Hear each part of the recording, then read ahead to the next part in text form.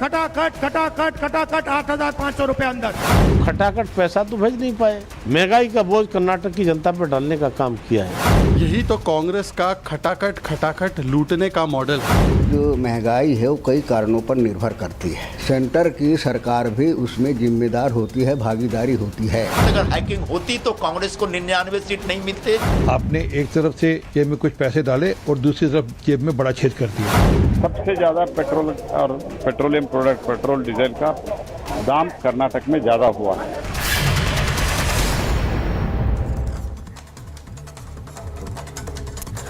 नमस्कार, स्वागत है आपका। महाभारत देख रहे हैं आप, मैं हूं आपके साथ अनामिका पांडे। आज महाभारत में सवाल ये पूछ रही हूं कि ईवीएम, पैसा, तेल, कब तक झूठा खेल? क्योंकि चुनाव में ये वादे किए गए थे कि महिलाओं को सालाना 1 लाख रुपए दिए जाएंगे अगर सरकार आती है। तो सरकार तो नहीं आई, लेकिन जहां सरकार है वहां पर जनता से पैसे लूटने की पूरी तैयारी कर ली है कांग्रेस पार्टी ने। ऐसा हम क्यों कह रहे हैं? ऐसा इसलिए कह रहे हैं क्योंकि कर्नाटक में रेट बढ़ा दिए गए हैं और रेट बढ़ाने के साथ साथ कर्नाटक में पेट्रोल डीजल के रेट बढ़ाने के साथ साथ जनता की जेब पर भारी बोझ पड़ रहा है, जिससे जनता परेशान है। कर्नाटक के लोगों ने चुना था कांग्रेस की सरकार ये सोचकर कि जिस महंगाई की बात कांग्रेस पार्टी करती है उससे राहत मिल जाएगी, लेकिन ऐसा कुछ होता दिख नहीं रहा है। ये 2 तस्वीरें इस वक्त आपको मैं दिखा रही हूं। पैसे, तेल पर कैसे लूट मची हुई है। पैसे मतलब पैसे को लेकर जनता अब तक उत्तर प्रदेश में कांग्रेस दफ्तर के बाहर लाइन लगाकर खड़ी थी। महिलाओं का कहना था कि भाई, जैसे राहुल गांधी ने कहा था खटाखट खटाखट 8,500 रुपए अंदर, अंदर तो छोड़िए, तेल के रूप में कर्नाटक की जनता से पैसे बाहर निकालवा रही है। और केवल कर्नाटक ही नहीं बल्कि जहां जहां सरकार कांग्रेस पार्टी की है वहां भी तैयारी है महंगाई बढ़ाने की। और इसी महंगाई पर चुनाव लड़ा था कांग्रेस पार्टी ने, लोकसभा का और अलग अलग जगहों पर विधानसभा का चुनाव भी केंद्र सरकार पर महंगाई का आरोप लगाते हुए लड़ते रहे हैं। और वहीं दूसरी तस्वीर आपको दिखा रही है, ईवीएम पर एक बार फिर से किस तरह से सवाल पूछा है और ईवीएम पर इंटरनेशनल साजिश कैसे रची जा रही है, सियासत की जा रही है, इस पर भी आज बातचीत होगी। लेकिन उससे पहले आपको मैं एक तस्वीर दिखाती हूं कि किस तरह से इंटरनेशनल सियासत इस पूरे मामले में हो रही है, कैसे अंतरराष्ट्रीय तौर पर इस मुद्दे को उठाया गया।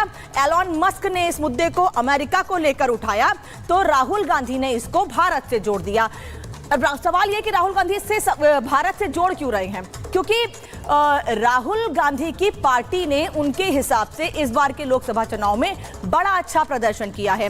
उनके हिसाब से इस बार कांग्रेस पार्टी इतने अच्छे प्रदर्शन के साथ आगे आई है कि जनता ने हमें समर्थन किया है। समर्थन किया है तो सवाल क्यों? इसीलिए आज हम कह रहे हैं कि ईवीएम पर इंटरनेशनल पॉलिटिक्स, ईवीएम पर मस्क के बयान से सियासत मची हुई है और सियासत भारत में राहुल गांधी कर रहे हैं, अखिलेश यादव कर रहे हैं, जो दावा कर रहे हैं कि हमारी पार्टी ने अच्छा किया है, लेकिन उसके बाद भी स्थिति सुधरी नहीं है।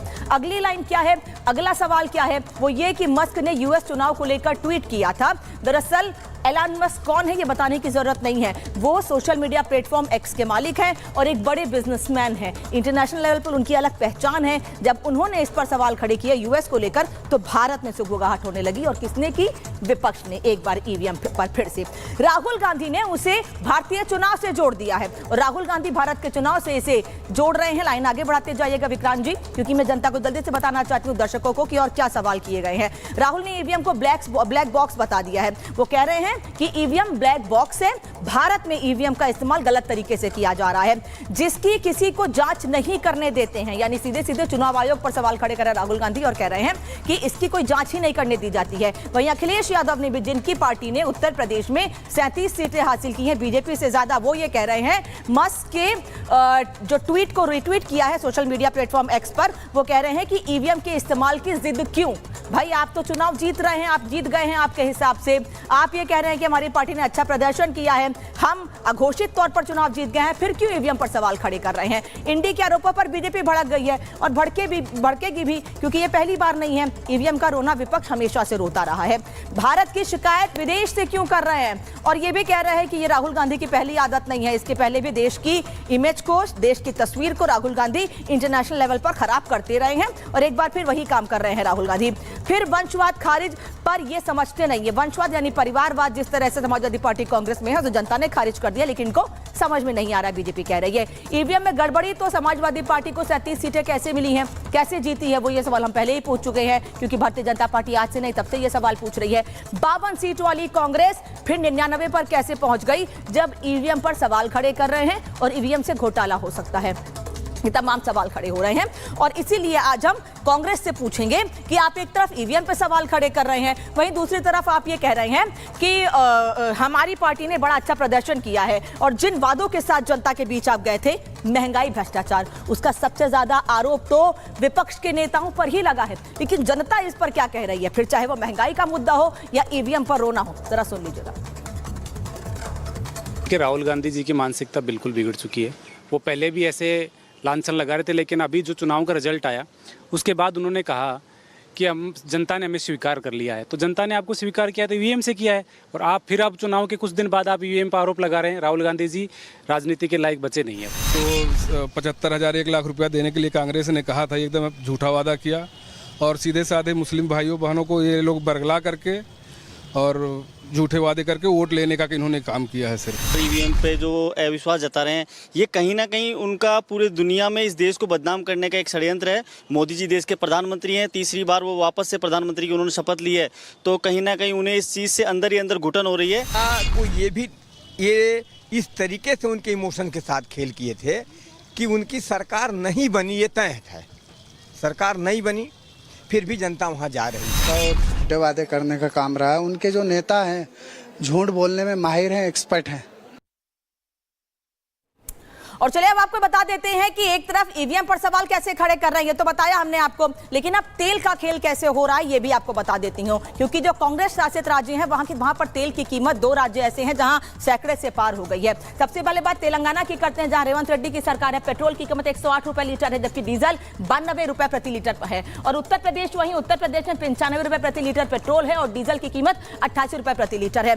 आगे दूसरे राज्य की बात करें, कांग्रेस की जहां सरकार है केरल, जहां पिनरई विजयन है मुख्यमंत्री, पेट्रोल 106 रुपए प्रति लीटर है, 106 रुपए प्रति लीटर है। वहीं डीजल 95 रुपए प्रति लीटर है। वहीं गुजरात, जहां भारतीय जनता पार्टी की सरकार है, पेट्रोल 95 रुपए प्रति लीटर है और डीजल 90 रुपए प्रति लीटर है।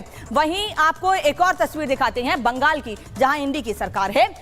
वैसे तो ममता बनर्जी की सरकार, लेकिन ममता बनर्जी इंडी का पार्ट बाहर से रही है, इसलिए वहां की तस्वीर दिखाना भी आपको जरूरी है। पेट्रोल की कीमत 104 रुपए प्रति लीटर है और डीजल 91 रुपए प्रति लीटर है। जबकि वहीं उत्तराखंड में, जहां भारतीय जनता पार्टी की सरकार है, वहां पेट्रोल 94 रुपए प्रति लीटर है और डीजल 89 रुपए प्रति लीटर है। तो ये हमने आपको तुलना दिखाई कि कैसे जहां कांग्रेस की सरकार है या इंडी की पार्टी की सरकार है, वहां पर पेट्रोल डीजल के दाम आसमान छू रहे हैं, और भारतीय जनता पार्टी की सरकार में जहां अभी 100 के अंदर है पेट्रोल, वहां महंगाई की बात करते हैं कांग्रेस के नेता। इस रिपोर्ट को देखिए, फिर चर्चा को आगे बढ़ाएंगे।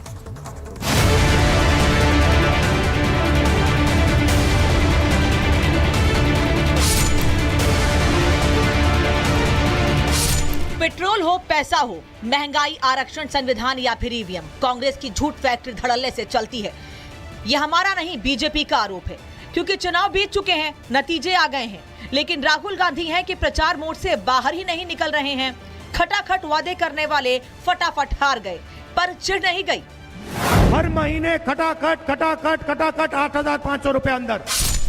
जनता को बोल दिया हम आए तो 1-1 लाख रुपए देंगे, लोगों ने वोट तो दे दिया, लेकिन पैसे भी नहीं आए।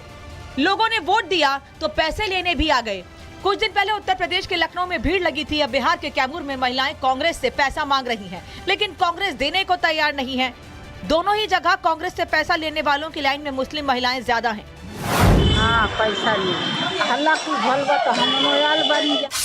जनता को कांग्रेस ने ऐसा धोखा दिया है कि कहा तो 1-1 लाख देने थे, अब तो उल्टा जेब से निकालने लगे हैं। कर्नाटक की कांग्रेस सरकार ने पेट्रोल डीजल 3-3 रुपए प्रति लीटर पर बढ़ाकर जनता की कमर तोड़ दी, जिसके बाद से बीजेपी भड़की हुई है। कर्नाटक सरकार ने बिना सोच, बिना प्लानिंग, आधा अधूरा गारंटी जो लागू किया है, उसके कारण देश में सबसे ज्यादा पेट्रोल और पेट्रोलियम प्रोडक्ट, पेट्रोल डीजल का दाम कर्नाटक में ज्यादा हुआ है। राहुल गांधी जी कुछ दिनों पहले कहते थे रैलियों में, और वादा करते थे कि इलेक्शन के बाद जुलाई के महीने से हम सभी महिलाओं के खाते में, गरीबों के खाते में पैसा भेजेंगे 8,500। खटाखट तो खटाखट पैसा तो भेज नहीं पाए। इस महंगाई का बोझ कर्नाटक की जनता पर डालने का काम किया है। यही तो कांग्रेस का खटाखट लूटने का मॉडल है। हाथी के दांत और कांग्रेस के सिद्धांत, खाने के अलग, दिखाने के अलग कांग्रेस देश भर में ढिंडोरा पीटती है महंगाई का और अपने राज्यों में आम आदमी को, कॉमन मैन, मिडिल क्लास और किसान को कुचलने के लिए पेट्रोल और डीजल के दाम बढ़ा देती है। मोदी को महंगाई मैन बताकर पेश करने वाले कांग्रेस की फिर पोल खुल गई है, लेकिन वो अब विदेशियों के सहारे अपने ईवीएम एजेंडे पर आगे बढ़ रहे हैं। महाराष्ट्र से अमेरिका तक ईवीएम पर सियासत छिड़ी है। एलॉन मस्क ने अमेरिका में ईवीएम हैक होने की आशंका जताई तो तुरंत विपक्ष ने भारत में उसे प्रोपेगेंडा बनाकर राजनीति शुरू कर दी, जिस पर बीजेपी ने लताड़ लगाते हुए चुनाव आयोग जाने की नसीहत दी और राहुल पर सवाल दागे। राहुल गांधी से बीजेपी के सवाल, मस्क से भारतीय लोकतंत्र की शिकायत क्यों? मस्क के सामने रोना रो रहे, वो क्या कर सकते हैं? दुनिया में भारत को नीचा दिखाना कांग्रेस का डीएनए। बीजेपी का दावा है कि जनता ने लगातार तीसरी बार वंशवाद को खारिज किया, लेकिन ये समझ नहीं पाए। सवाल इस बात का है कि वो पद्धति, जिस पद्धति पर इस देश के लोगों का विश्वास उठ गया हो, उस पद्धति को बंद कर देना चाहिए। ईवीएम एक ऐसी पद्धति है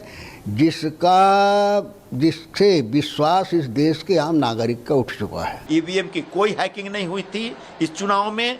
दूसरी बात, अगर हैकिंग होती तो कांग्रेस को 99 सीट नहीं मिलते। अगर ईवीएम की हैकिंग होती तो अखिलेश यादव को उत्तर प्रदेश में 37 सीटें नहीं मिलती। तो कम से कम अब ईवीएम के नाम पे जो रोना है उसको बंद करिए। सुप्रीम कोर्ट के लोगों ने, पैनल ने भी कह दिया है, सब लोगों ने कहा है कि ईवीएम में किसी प्रकार की गड़बड़ी नहीं हुई है, तो फिर वो कहते हैं सिर्फ अपना मनोरंजन के लिए। ईवीएम को चुनाव आयोग से लेकर सुप्रीम कोर्ट तक क्लीन चिट दे चुके हैं, फिर क्यों विदेशी ताकतों के दम पर बवाल किया जा रहा है? लेकिन सवाल उठाने वाला इंडी जवाब दे कि अगर ईवीएम में गड़बड़ है तो उत्तर प्रदेश में सपा 37 और देश भर में कांग्रेस 99 सीटें कैसे ले आई?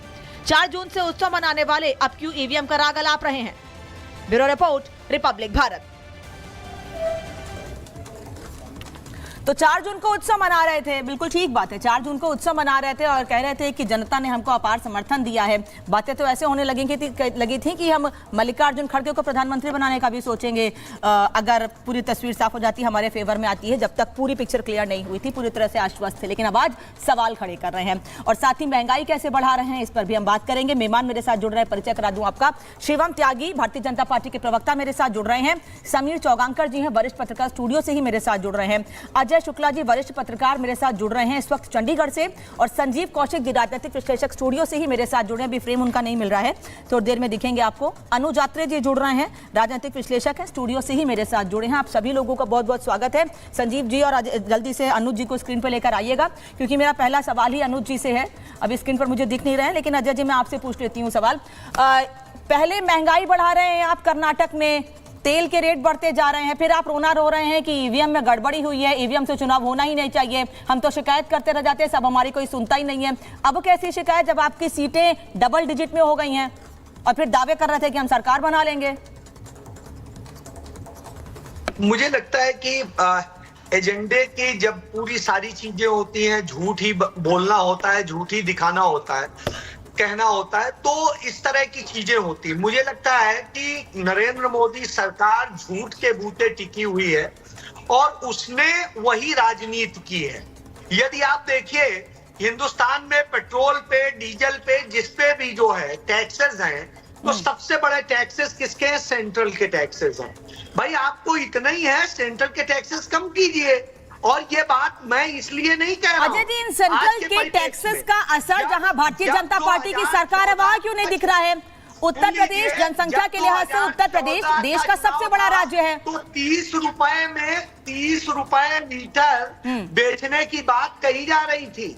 अभी मुझे बताइए सर, अजय जी अभी मुझे बताइए सर, जो कही जा रही थी मैं उस पर बात करूंगी। अभी मुझे बताइए उत्तर प्रदेश, गुजरात, उत्तराखंड, इन सब जगहों पर पेट्रोल डीजल के रेट क्यों नहीं बढ़ रहे हैं? क्या यहाँ पर केंद्र के लगाए हुए टैक्स का असर नहीं पड़ रहा है? यहाँ लोग नहीं रहते हैं, यहाँ सरकार नहीं है, सारा असर कर्नाटक पर ही पड़ रहा है। एलन मस्क ने पहले ट्वीट किया। अरे सर, मतलब आप सुनेंगे ही नहीं। अजय शुक्ला, सवाल तो सुनिए। अगर आप ही को बोलना है तो बता दीजिएगा, आधे घंटे का स्लॉट आपके लिए फिक्स कर लेंगे, आप बोलते रहिएगा। अभी मुझे सबसे सवाल लेना है और सवाल लूंगी तो आपको जवाब देना पड़ेगा। अजय जी, सर सवाल तो सुनेंगे, सर सवाल सुनेंगे। मेरा सीधा सवाल है मेरा सीधा सवाल है कि उत्तर प्रदेश, उत्तराखंड, गुजरात, इतने बड़े बड़े राज्य हैं, वहां पर केंद्र के टैक्स का असर क्यों नहीं होता है? ये सारा असर कर्नाटक, तेलंगाना में ही क्यों होता है? सेल्स टैक्स के नाम पे रुपया बढ़ा दिया आप लोगों ने। राजस्थान में 105 रुपए क्यों है? महाराष्ट्र में आपने तब पूछा था जब सबसे ज्यादा वैट, आपने तब ये सवाल पूछा था सबसे ज्यादा वैट कांग्रेस की सरकार में था राजस्थान में पेट्रोल डीजल पर। तो ये हर राज्य के हिसाब से है, उस राज्य को उसका अपना जो टैक्स का हिस्सा है वो नहीं मिल रहा है। अपने राज्य का टैक्स का हिस्सा नरेंद्र मोदी सरकार नहीं दे रही है। अच्छा ठीक है, वह सरकार जो उसका हिस्सा नहीं दे रही है, शेयर नहीं दे रही, जो सर मैं सवाल पूछूं, मैं आपसे सवाल पूछूं, मैं शिवम त्यागी से जवाब ही ले लेती हूं। मैं सवाल पूछूं, उससे बेहतर है शिवम आपको जवाब दे दे, ज्यादा बेहतर है। मैं सवाल पूछूंगी, आप जवाब तो दे नहीं रहे हैं। चाहे शिवम आपको आंसर करे तब आप समझ जाए। रुकिए अजय जी, हमारे यहाँ संविधान वंचितों को पहला हक देता है और थैंक यू अनामिका जी, मेरी रिक्वेस्ट है प्लीज आप उनको रोक दीजिए, मैं उनके बीच में बोला नहीं। मैंने शुरुआत आपसे की, सारे सवाल आपसे किए, अब सुन तो लीजिए थोड़ा सा, फिर मैं आपके पास आ रही हूँ। शिवम त्यागी, मैं मानता हूं कि इस देश को और इस देश की इकोनॉमी को, इस देश के धन को सबसे ज्यादा लूटा है मुगलों ने, और उसके बाद अगर कोई लूट रहा है तो ये इंडिया अलायंस। डेटा बिल्कुल सामने है, ये लगातार बातें करते हैं कि जो वैट है उसको बढ़ा दिया, घटा दिया। आपको एक छोटा सा एग्जांपल देता हूं, आपने उत्तर प्रदेश का विषय उठाया ना, उत्तर प्रदेश जो है वो डीजल पेट्रोल पर जो वैट लेता है वो 14 रुपए 73 पैसे लेता है, और अगर मैं बात करूं कर्नाटक की तो वो 21 रुपए 17 पैसे लेता है। इतना वैट ज्यादा लेने के बाद भी आपको शांति नहीं पड़ी है। अगर मैं बात करूं, छोटा सा एग्जाम्पल ले लीजिए, छोड़ दीजिए डीजल पेट्रोल, चाहे वो डीजल पेट्रोल का विषय हो, चाहे वो दूध का विषय हो, चाहे वो बिजली का विषय हो। कर्नाटक का ही शुरू करते हैं सबसे पहले। कर्नाटक में अगर मैं बात करूं 27 जुलाई 2023 को 3 रुपए लीटर इन्होंने डीजल इन्होंने दूध बढ़ा दिया। कर्नाटक में 6 जून 2023 को इन्होंने 2 रुपए 79 पैसे बिजली की दर बढ़ा दी। कर्नाटक में आज इन्होंने 3.5 रुपए जो है डीजल पेट्रोल बढ़ा दिया। हिमाचल की अगर मैं बात करूं तो इन्होंने वहां पर 15 जुलाई 2023 को 3 रुपए लीटर डीजल बढ़ा दिया। आप कहीं पर भी जाइए, डीजल पेट्रोल दूध बिजली सब बढ़ा दिया। लेकिन शिवम वो कह रहे हैं कि राजस्थान में भी तो 100 के पार है, उस पर बात क्यों नहीं करते हैं? शिवम वो कह रहे हैं राजस्थान में भी तो 100 के पार है, उस पर भी बात कीजिए ना, अगर अपनी पीठ थपथपा रहे हैं इस पर आप तो। हम बिल्कुल करने के लिए तैयार हैं। राजस्थान में सबसे ज्यादा टैक्सेस जो थे वो इन्हीं के समय में वैट बढ़ाया गया, और अगर इन्होंने कहा कि केंद्र जो है घटाता क्यों नहीं है, केंद्र ने घटाया भाई, आप याद ही नहीं रखते हैं। चुनाव से सही कुछ 15 दिन पहले जो है 2 रुपए लीटर जो है डीजल पेट्रोल पर घटाया गया था, और भारतीय जनता पार्टी के सारे राज्यों ने घटाया। इसके अलावा अगर मैं बात करूं तो गैस पर भी भारतीय जनता पार्टी की केंद्र सरकार ने 100 रुपए घटाए थे। उसकी भी तारीख बता दो। उलट आप जनता को कहते हो कि हम आपको 8,500 रुपए खटाखट देंगे, लेकिन फटाफट उनका जितना भी पैसा है वो सारा लूट ले रहे। मुगलों की तरह देश छोड़कर भागना है क्या इंडिया अलायंस वालों को? क्योंकि 5 साल की सरकार चली है, इस वजह से लूट सको लूट लो, उसके बाद तो देश छोड़ना ही है। ठीक है, अरे भाई जनता को जितने प्रोमिसेस किए, फ्री बिजली इन्होंने कहा, बिजली का भाव बढ़ा दिया, उसके बाद पानी की बात करते हैं। रुकिएगा अनुज जी, राहुल गांधी के बयान को सबसे पहले मैंने सुनाया, सबसे पहली बाइट ही राहुल गांधी लगी थी, राहुल गांधी की लगी थी हमारे मोन्टाज में। राहुल गांधी कह रहे हैं खटाखट हमारी सरकार आएगी तो 8,500 रुपए महिलाओं की जेब के अंदर। सर खटाखट रुपया तो छोड़िए, रुपया निकालने की तैयारी कर रही है कांग्रेस पार्टी की सरकार जहां जहां पर है। पेट्रोल डीजल महंगा कर दिया और फिर खटाखट आरोप भी लगा रहे हैं ईवीएम पर। क्या है ये, मतलब कभी कहीं थमेंगे ईवीएम पर? नहीं, आपने कहा ये क्या है, मैं कहता हूँ सबसे बड़ा हास्यास्पद सवाल है कि ये क्या है। आप उनसे पूछ रहे हैं जो सरकार में नहीं आए कि ये क्या है, वो कहां से देंगे? निश्चित तौर पे राहुल गांधी जी ने कहा था, कांग्रेस पार्टी ने कहा था, तो नहीं दे पाएंगे तो ले लेंगे। मुझे बोलने दीजिए प्लीज। कि हमारी सरकार आएगी तो 1 लाख रुपए महिलाओं को मिलेंगे और 8,500 रुपए हर महीना महिलाओं को मिलेंगे। निश्चित तौर पे देते, लेकिन हमारी सरकार नहीं आई। सरकार इनकी आई, आते ही इन्होंने सबसे पहले 2 रुपए लीटर दूध महंगा किया, 5% टोल पे बढ़ाया, उस पर कोई सवाल नहीं किया। आज कर्नाटक की सरकार ने अपनी गारंटीज को पूरा करने के लिए, क्योंकि उससे पहले की जो इनकी सरकार रही है, जो वहां पे खजाना खाली कर गई है, जो डेवलपमेंट के काम नहीं हो रहे, उसको लेने के लिए अगर आप उसको लूट के डीजल पेट्रोल आप बढ़ा रहे हैं, दूध आप बढ़ा रहे हैं, बिजली आप बढ़ा रहे हैं, पानी दिल्ली में है नहीं, तो बेहतर रहेगा। हालात है, क्यों बौखला रहे हैं? आप अभी बोल रहे थे, मैंने तो कुछ नहीं बोला। आप एक करके करिए, मैं नहीं बोलूंगा आपके बीच में, आप अच्छे व्यक्ति हैं, लेकिन जवाब दे दीजिए जहां जहां पर सरकारें हैं वहां पर रियायत क्यों नहीं देते? मैं दे रहा हूं, जनता के बीच में जाते हो फ्री देने के बहाने से। अरे और जब चुनाव हो जाता है तो लूट के भाग लेते हो, तो अपना सोलो शो करवाया करो यहाँ पे। आपका ही चैनल है, हम तो यहाँ पे मेहमान की तरह बैठ जाएंगे, आपको जवाब दे दो ना अरे सुन लीजिए, इधर उधर मत भागिए। मैं नहीं भाग रहा हूँ, चैनल किसी का नहीं, आपको चैनल किसी का नहीं है, जितना वो बोल रहे हैं उतना आप बोल रहे हैं। ऐसी बातें मत कीजिए टीवी पर कि चैनल किसका भाग जाते हो, है ना। चैनल आप सब मेहमान हैं और आप सबकी बातें सुनेंगे। मैंने तो इनको बोला हम तो ऐसे यहाँ पे गेस्ट बन के बोलिए ना सर, सभी गेस्ट हैं, ये भी गेस्ट है, समीर जी भी गेस्ट है, संदीप जी भी गेस्ट हैं। आज जो ये भारतीय जनता पार्टी के लिए शोर मचा रहे हैं कि बेंगलुरु में जो है 102 रुपए 84 पैसे पेट्रोल हो गया है और 85 रुपए 93 पैसे डीजल हो गया है, लेकिन उसका भी जवाब दे दीजिए। राजस्थान का तो सवाल आपने पूछ लिया कि 104 रुपए है, वहां से 2 रुपए महंगा है, उसका कोई जवाब नहीं है। मुंबई में भी आपके 104 रुपए 21 पैसे है, बेंगलोर में तो 102 रुपए 84 पैसे है, आपके महाराष्ट्र में 104 रुपए 21 पैसे है, राजस्थान में 104 रुपए 86 पैसे है, उसका क्या जवाब है। जो इस डीजल की बात करते हैं, बेंगलोर में आज भी 85 रुपए 93 पैसे है, तो राजस्थान में 93 रुपए 72 पैसे है, लगभग 8 रुपए महंगा, और मुंबई में 92 रुपए 15 पैसे है। ये क्या लूट है? अगर आप इसको लूट कहते हैं तो आप बताएं, आपसे ज्यादा बड़े लुटेरे तो और कौन है इस देश में। और दूसरी बात ये बताइए, अगर आप पैसा बढ़ाना लूट कहते हैं, आप ही की सरकार ने 18 बार इन 10 सालों में एक्साइज ड्यूटी क्यों बढ़ाई? जो यूपीए की सरकार के समय में एक्साइज ड्यूटी पेट्रोल में 9 रुपए हुआ करती थी, आपने 300% बढ़ा के उसको। शिवम जल्दी से आंसर कीजिए, फिर समीर जी से रिएक्शन लूंगी। बात अनामिका जी 10 सेकंड दीजिए, ऐसे नहीं जल्दी से सर, आप सर अभी आप ही बोल रहे थे। और पे जो एक्साइज यूपीए की सरकार के समय होती थी, उसको इन्होंने 300% बढ़ा के 32 रुपए कर दी। ठीक है। डीजल पे जो एक्साइज 3 रुपए 56 पैसे होती थी, 31 रुपए 90 पैसे बढ़ा दिए। और अब सर बोलने दीजिए, और सर लिमिटेड टाइम है और सबसे रिएक्शन लेना। शिवम त्यागी जल्दी से 20 सेकंड, फिर समीर जी से रिएक्शन, फिर संजीव जी से। Thank you. ये कांग्रेस के लिए once and for all settle कर लीजिए, ये झूठ चलने वाला है नहीं। 2004 में जब हम आपका सरकार देकर गए थे, पेट्रोल कितने रुपए लीटर था? 32 रुपए लीटर। 2014 में जब आप हमें सरकार देकर गए, पेट्रोल कितने रुपए लीटर था? 67 रुपए लीटर, 2 गुना से भी ज्यादा। 2004 में जब हम आपको सरकार देकर गए, डीजल कितने रुपए था? 22 रुपए। आज कितने? $150 क्रूड था। आज वाले पर भी आ रहा हूं, हमें मिली कितने पे? $150 क्रूड का रेट चल रहा था पर बैरल। अब छोड़िए, आपकी सरकार के समय $50 पे पहुंच गया, लेकिन आपने 100 रुपए पर पहुंचाया उसको। ये कौन सा गणित है? देश की जनता को समझाइए। हमने जो दिया क्रूड 3 गुना नीचे हो गया।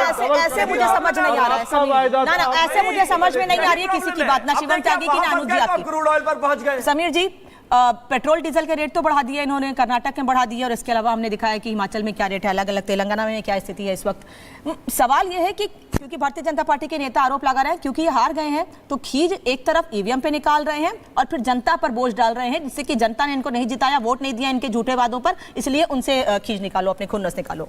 देखिए, मैं डीके शिव कुमार के एक बयान की आपको याद दिलाता हूँ। डीके शिव कुमार उसमें कांग्रेस के अध्यक्ष हुआ करते थे और उस समय बसवराज बोम्बे भारतीय जनता पार्टी के मुख्यमंत्री थे। डीके शिव कुमार ने कहा था कि भारतीय जनता पार्टी को हम हरा के सत्ता अगर आते हैं तो हम पेट्रोल कम से कम 5 से 6 रुपए कम करेंगे, डीजल कम करेंगे, बस में यात्रा फ्री करेंगे और बेटियों की स्कूल फ्री करेंगे, और हम ये व्यवस्था सुनिश्चित करेंगे कि सारी बेटियां स्कूल जाए। पेट्रोल इतना कम करेंगे कि अगर वो स्कूल से जाती है तो उन्हें पेट्रोल कम का लगे। आज क्या हुआ?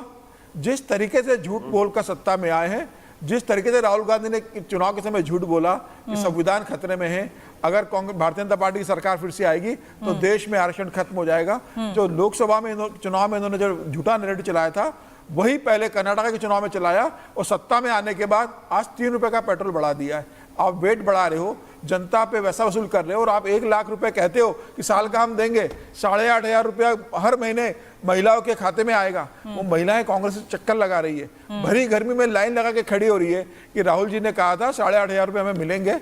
देश की जनता, सिर्फ कर्नाटक की नहीं, पूरे देश की जनता जान रही है कि राहुल गांधी ने किस तरीके से झूठ बोला था, वो देश की जनता के साथ, महिलाओं के साथ धोखा किया था। आज कर्नाटक की सरकार ने जो पैसे बढ़ा दिए हैं 3 रुपए पर लीटर के हिसाब से, ये लूट तंत्र शुरू करा है। और मुझे लग रहा है कि जो कांग्रेस की सरकार को पैसे की तो जरूरत है, अब नेताओं को जो सत्ता से बाहर रहे थे, अब मुझे लग रहा है वो इसके माध्यम से पैसा वसूल कर रहे हैं। लेकिन सर, मल्लिकार्जुन खड़गे ने तो चुनाव के समय ये कहा था कि कर्नाटक के पैसे की कोई कमी नहीं है, हमारा खजाना भरा हुआ है और हम इस भरे खजाने से जनता के लिए काम करेंगे। फिर ये रेट बढ़ाने की राजनीति क्यों बढ़ा रहे हैं रेट? जल्दी से सर बताइएगा, फिर मैं ब्रेकिंग लेके। शिव कुमार तो अरेस्ट हो चुके थे ना, किस मामले में अरेस्ट हुए थे? कितने लंबे समय तक कोर्ट से जमानत नहीं हुई थी? क्यों नहीं हुई थी?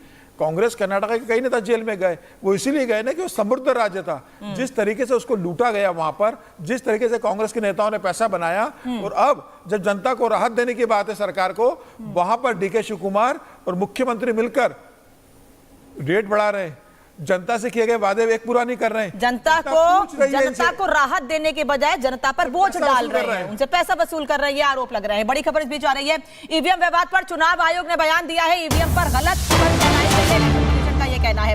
गलत खबर पर अखबार को नोटिस जारी किया गया है इलेक्शन कमीशन की ओर से।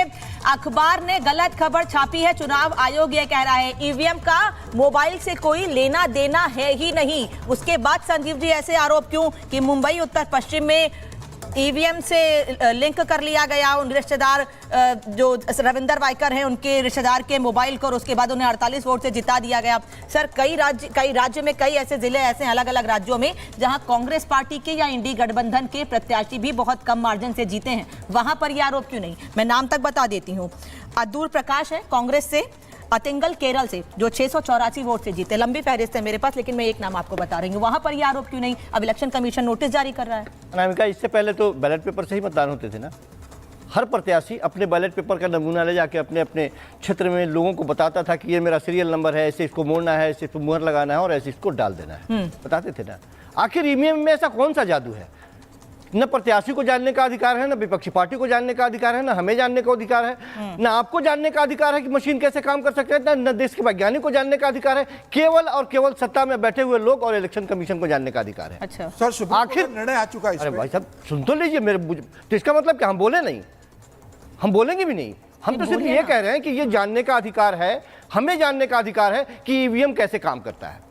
और यदि आप हमसे छुपा के रख रहे हैं तो यदि मेरे मन में शंका है तो ये शंका और बलवती होती जाएगी कि कुछ न कुछ गड़बड़ है। अच्छा, ये शंका वहां पर भी होगी, संदीप जी, ये शंका वहां पर भी होगी जहां कांग्रेस पार्टी के प्रत्याशी 10 लाख वोटों के मार्जिन से हारे हैं। मुझे बताइए, ये सवाल वहां भी होगा। असम में रकीबुल हसन, सुप्रीम कोर्ट ने कहा था अगर किसी प्रत्याशी को ईवीएम से शिकायत है तो 7 दिन के अंदर वो शिकायत दर्ज कर सकता है, उसकी पूरी जांच होगी।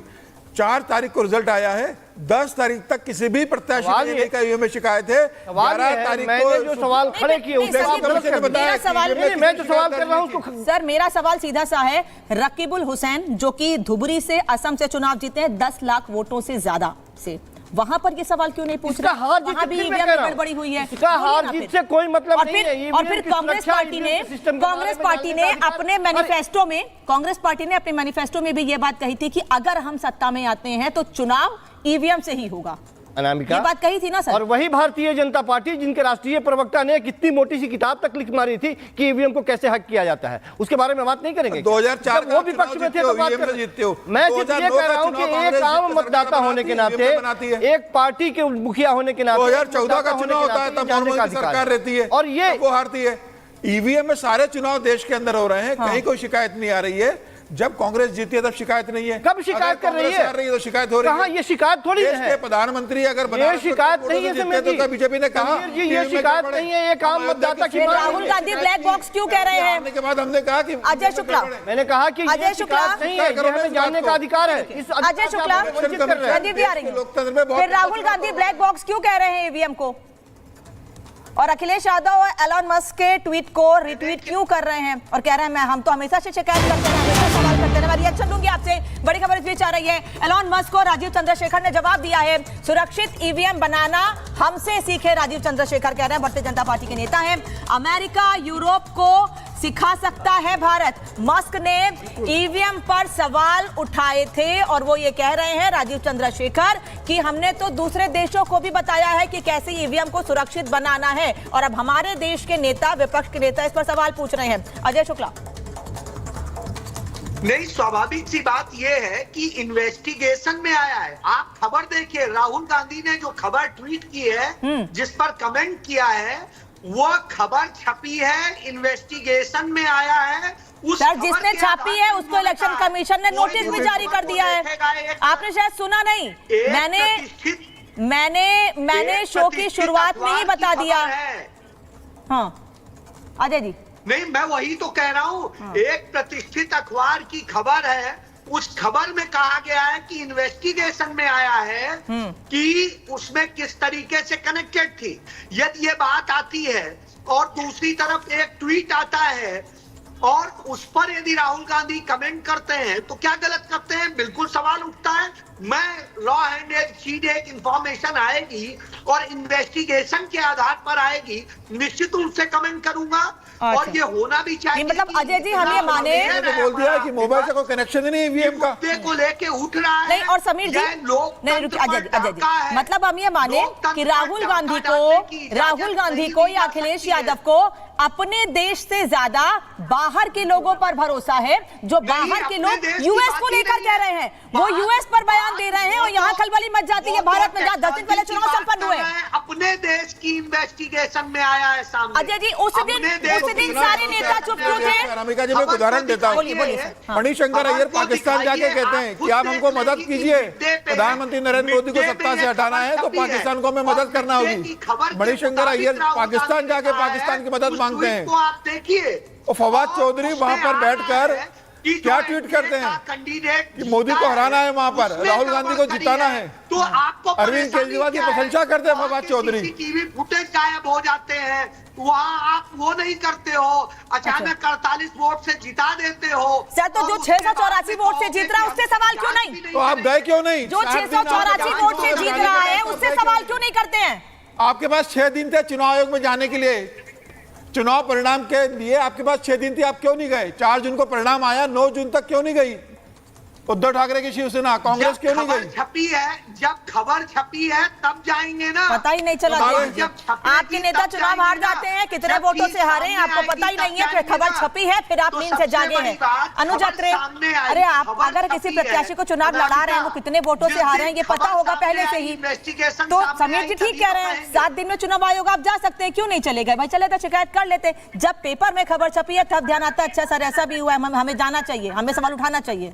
देखिए स्वाभाविक तौर पे जब जिस साक्ष्य मिलेंगे और इस तरह का कोई चीज तो आप कंप्लेंट कर देते ना, साक्ष्य का इंतजार कर रहे थे, शिकायत कर देते, कम से कम अपनी दिक्कत तो दर्ज कराते जाके वहां पर। जब आपने सवाल किया तो मैं इतनी उम्मीद करूंगा कि मुझे बोलने दिया। सर फिर मैं आपसे फैक्ट्स भी तो रखूंगी ना, फिर बात तो करूंगी ना उसके बाद। बोलिए, आप बोलिए। देखिए निश्चित तौर पे एक जिम्मेदार नेता होने के नाते, एक जिम्मेदार नागरिक होने के नाते सहर्ष उन्होंने अपनी जो है हार स्वीकार करी, चाहे 48 वोट से हारे, चाहे जितने भी वोट से हारे। लेकिन जब इस चीज का खुलासा सामने हुआ, ये तो नहीं मालूम था किसी को कि वहां पर साइड में बैठ करके जो भारतीय जनता पार्टी के जो कैंडिडेट हैं, जो रविंद्र वाइकर हैं, उनके रिश्तेदार के मोबाइल पर जब ओटीपी आया तो ईवीएम वो अनलॉक हुई। वो तो किसी को उस समय नहीं दिख रहा था साइड में बैठ के वो क्या कर रहे हैं क्या नहीं कर रहे, लेकिन जब इसका जब खुलासा होगा निश्चित तौर पे कोई भी तभी बोलेगा। और क्या कारण है आप बोल रहे हैं कि अब क्यों बोल रहे हैं? इन्हीं की सरकार वहां पे महाराष्ट्र में उस पर एफआईआर कर देती है, आज एफआईआर हो गई है उसके खिलाफ। आप बात कर रहे हैं कि सब झूठे मामले हैं, ये एफआईआर तक करना पड़े पुलिस को।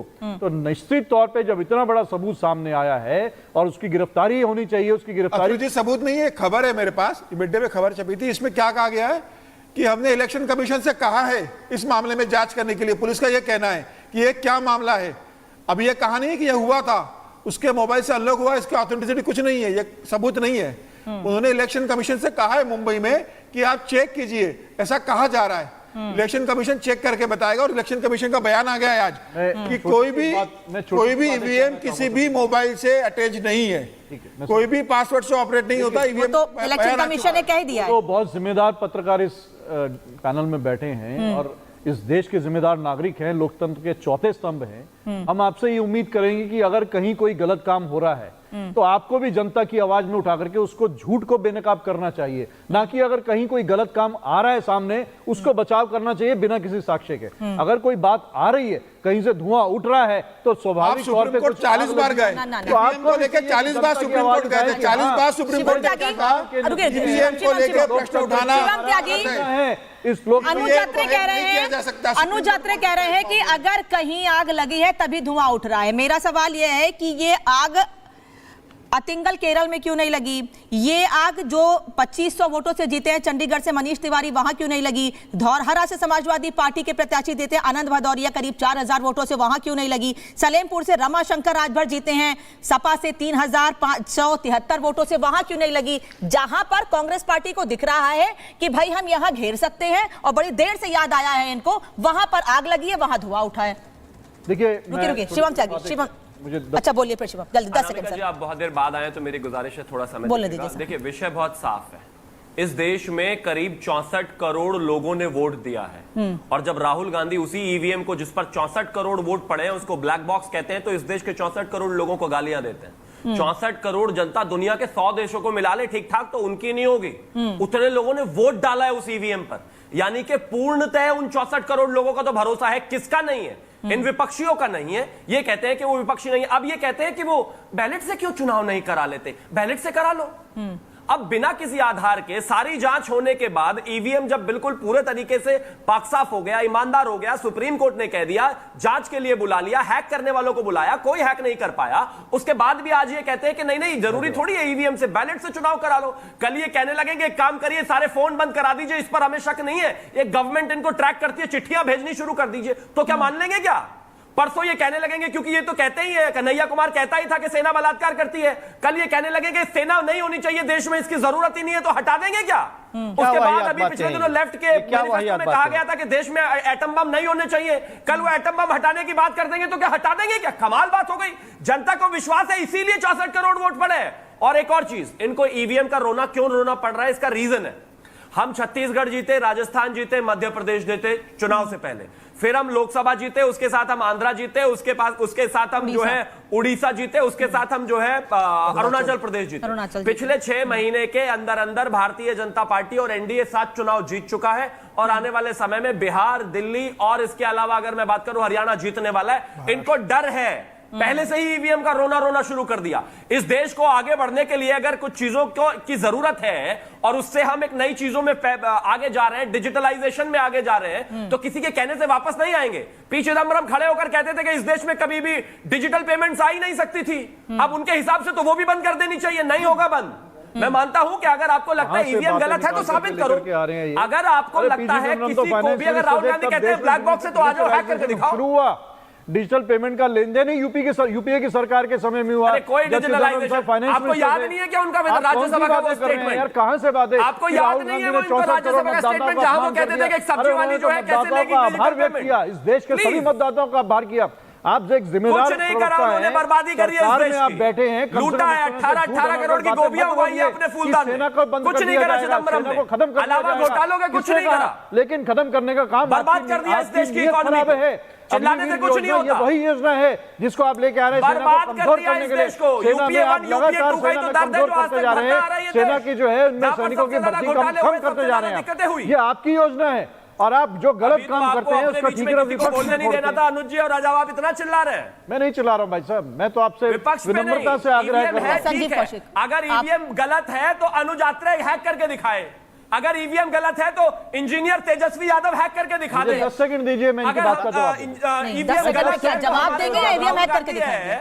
वो तो लंदन से पढ़ के आए ना, हैक करके दिखाइए। ईवीएम हैक कर, अभी हैक करके दिखा दो, बात साबित कर दो अपने आप को सही। चलिए आप सुन लीजिए, जल्दी से बोलिए, फिर बड़ी खबर लूंगी। हाँ, जल्दी से। नेता भारतीय जनता पार्टी के बहुत वरिष्ठ नेता सुब्रमण्यम स्वामी ने कहा था कि ईवीएम पे भरोसा लायक नहीं। इन्हीं के नेता राज्यसभा के पूर्व सांसद जीवीएल नरसिम्हा राव ने कहा था ईवीएम की इतनी मोटी बुक लिखी थी जिसको अडवाणी जी ने एंडोर्स करके उसकी बुक रिलीज करी थी।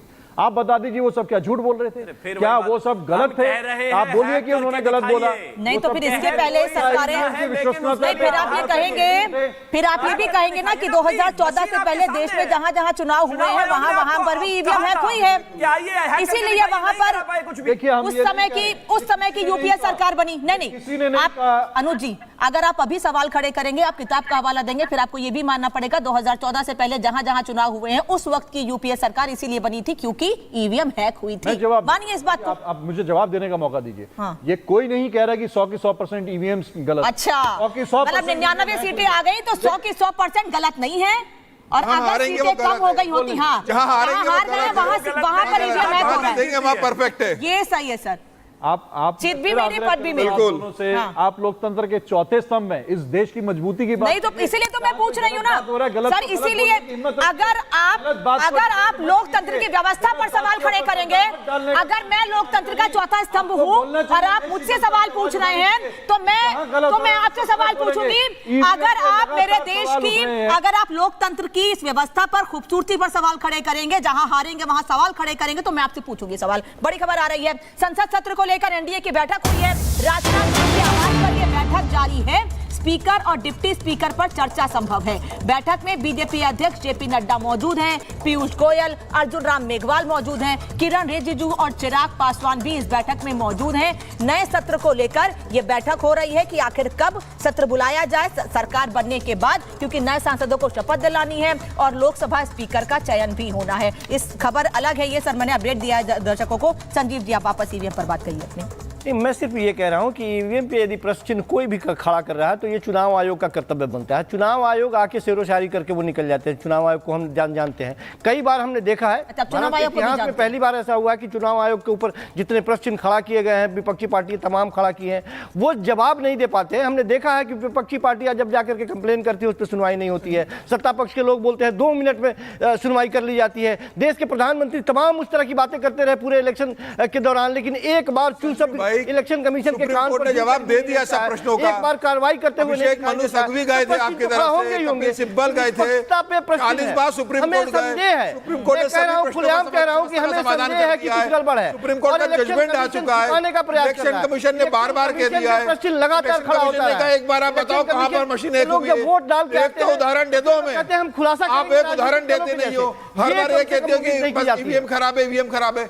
सुप्रीम कोर्ट बार-बार बोल रहा है। चुनाव के बीच में आप गए थे सुप्रीम कोर्ट के पास। अच्छा, हम तो यही कह रहे हैं। ने क्या कहा? सुप्रीम कोर्ट ने बार बार यह कहा ना कि ईवीएम पे आप प्रश्न मत उठाइए, चुनाव आयोग को प्रभावित करने का काम मत कीजिए। ईवीएम में चुनाव निष्पक्ष हो रहे हैं, चुनाव आयोग पर भरोसा रखिए। और देश में आज तक ऐसा एक भी उदाहरण नहीं मिला जब ईवीएम में आंखों पे पट्टी डाल दीजिए और एक बार किया गया और कोई सवाल नहीं खड़ा। अजय शुक्ला, कोई सवाल खड़ा नहीं करे इस पे। अजय जी, मैं एक बार पेट्रोल डीजल की कीमत पर वापस से आपसे बात करूंगी। कांग्रेस पार्टी ने अपनी मैनिफेस्टो में कई न्याय की बात कही थी, आर्थिक न्याय, पर्यावरण न्याय, संवैधानिक न्याय, नारी न्याय, युवा न्याय, बड़ी बातें कही थी। आर्थिक न्याय में कहा गया था कि सभी वर्गों का ध्यान रखा गया है और अगर हमारी सरकार आती है तो हम सभी को साथ लेकर चलेंगे। तो ये कर्नाटक में क्या हो गया सर? जहां सरकार थी वहां आर्थिक न्याय का ध्यान नहीं रहा क्या? जहां सरकार है कर्नाटक में कांग्रेस की, वहां आर्थिक न्याय का ध्यान नहीं है क्या सर? मुझे लगता है कि न्याय के ही लिए सारी चीजें की जा रही हैं। वहां पर जो न्याय देने के ही महंगाई बढ़ाकर न्याय सारी चीजें की जा रही हैं। अच्छा। क्योंकि वहां के लोगों के लिए जो कल्याणकारी योजनाएं शुरू हुई हैं, उनके लिए पैसा देना है, उनके लिए काम करना है। सर, फिर मल्लिकार्जुन खड़गे ये क्यों कहते हैं कि कर्नाटक के खजाने में इतना पैसा है कि जनता के लिए कल्याणकारी योजनाएं शुरू कर सकते हैं? जनता के लिए योजनाएं शुरू करनी है, उनको ही लूटना है। जनता के लिए योजना शुरू करनी है, उनको ही लूटना है, उनसे ही पैसा लो, उनके लिए योजना शुरू करो, उनके लिए महंगाई बढ़ाओ। सर खुद समझिए, पेट्रोल के रेट बढ़ेंगे तो भाड़ा बढ़ेगा, सब्जी और तेल के दाम बढ़ेंगे, सर हर चीज के दाम बढ़ेंगे ना। फिर ये तो आप ही लोग कहते हैं। जो पैसे की जरूरत है उसकी पूर्ति के लिए इसकी आवश्यकता है और इसके साथ साथ यह भी आवश्यकता है क्योंकि भारत सरकार हक का पैसा नहीं दे रही है। नरेंद्र मोदी सरकार ने इतने वायदे किए थे। मैंने यही सवाल पूछा था शुरुआत में, आपने जवाब नहीं दिया शिवम त्यागी। फिर मैं वही सवाल पूछूंगी कि केंद्र सरकार अगर हक का पैसा मार रही है, अजय शुक्ला जो आरोप लगा रहे हैं, उत्तर प्रदेश में क्यों नहीं, राजस्थान में क्यों नहीं, गुजरात में क्यों नहीं? ये सारा असर कर्नाटक तेलंगाना पर ही क्यों हो रहा है? शिवम त्यागी 20 सेकंड जल्दी से। गुजरात में 105 रुपए। सर रुकिए, समय कम है, मुझे वाइंड अप करना है। इन्होंने एक जुमला दिया था कि थैंक यू, इन्होंने एक नारा दिया था कि हाथ बदलेगा हालात, बदल दिए हालात इन्होंने। हाँ। लूट शुरू कर दी है। कर्नाटक में जहां है वहां डीजल पेट्रोल और सब बढ़ा दिया है, हिमाचल में जहां है वहां पर बढ़ा दिया है। तेलंगाना की बात करूं वहां पर तो 107 रुपए है भाई, सबसे ज्यादा है। हाँ। अगर ममता बनर्जी की बात करूं 105 रुपए बहुत ज्यादा है। तो मैं सिर्फ एक ही चीज कहना चाहता हूं, जो स्थितियां बहुत क्लियर और ईवीएम को लेकर बस लास्ट चीज, अगर संजीव कौशिक जी से लेकर कांग्रेस के किसी नेता को, व्यक्ति को लगता है तो मेरा आपको चैलेंज है, आवेदन निवेदन सब है, मैं खुद आपको रिट डालकर इलेक्शन कमिशन और सुप्रीम कोर्ट लेकर चलूंगा। ईवीएम ठीक है संजीव कौशिक 20 सेकंड, संजीव कौशिक जल्दी से सर 10 सेकंड जल्दी से। अपमानित करने का कोई तर्क नहीं है कि आप इंटरनेशनल। अभी ये डीजल पेट्रोल पे बड़ा मुखर हो रहे थे भाई साहब। 2 साल पहले का आंकड़ा है कि 26 लाख करोड़ रुपए वैट से केवल डीजल और पेट्रोल से भारतीय जनता पार्टी वसूली कर ली है। जब आपको इतनी ही चिंता है तो थोड़ी सी रियायत दे दीजिए भाई साहब। ठीक है अनुजात 10 सेकंड। अनुजात फिर संजीव बार बार दाम बढ़ाने को लूट बोल रहे हैं, जबकि हकीकत यह है कि इनके ही राज्यों में कर्नाटक से 2-2 रुपए डीजल और पेट्रोल में बहुत बढ़ रहे हैं। लेकिन सबसे बड़ी बात यह है कि आज जिस तरह से जो और चीजों पे जो दाम इन्होंने बढ़ा दिए, जो खाने की चीजों पे, जो लोगों की रसोई के ऊपर जिन्होंने जो डाका डाला है, उसका भी तो जवाब दे दीजिए। कहां डाका समीर जी, ये कर्नाटक में क्यों नहीं देख रहे हैं? 10 सेकंड। 56% जो है कहां डाला है? सब्जियों पे दाम बढ़ गए हैं। कांग्रेस की सरकार, राज्य सरकार हो या केंद्र की सरकार हो, ये इतिहास रहा है, जब भी आती है महंगाई लेकर आती है। ये कांग्रेस जब भी आती है महंगाई लेकर आती है और उसको चरितार्थ करना है, इसलिए कर्नाटका का एग्जाम्पल देख लीजिए। आप सभी लोगों का बहुत बहुत धन्यवाद जुड़ने के लिए, समय देने के लिए। महाभारत में इतना ही, खबर लगातार जारी है।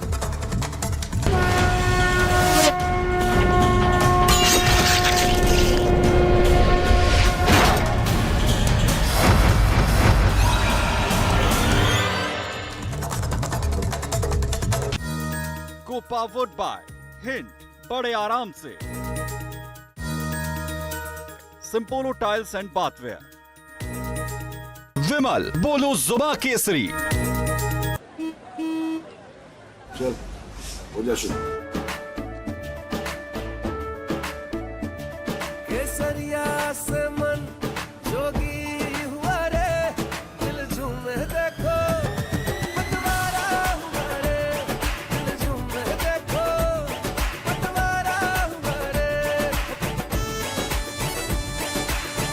हर पल मनाओ केसरी त्योहार, विमल बोलो जुबान केसरी।